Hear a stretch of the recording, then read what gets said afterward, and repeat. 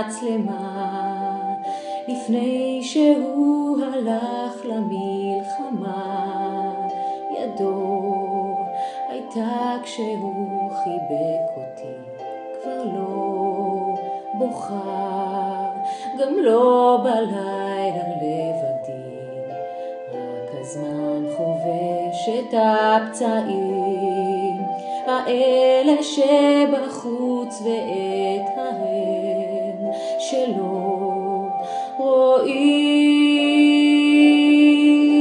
יש ודאי במקום נסתר תשובה לכל דבר, אז למה דווקא לי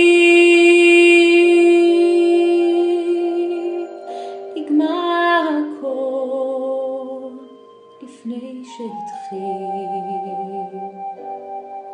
מכתב קטן לאיש אחד רחוק מכאן, ובו ריחות שדה פתוח של דגן, כף רגלינו על האדמה לפני שהוא הלך למלחמה.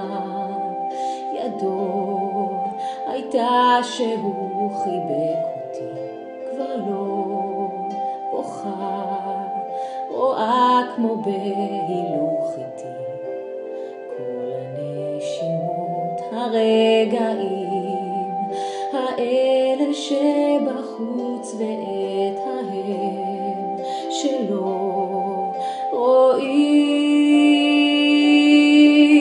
יש ודאי במקום נסתר תשובה לכל דבר, אז למה דווקא לי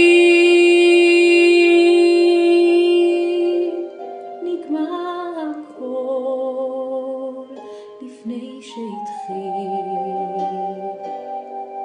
מכתב קטן לאיש אחד רחוק מכאן, ובו תמונה שיש בה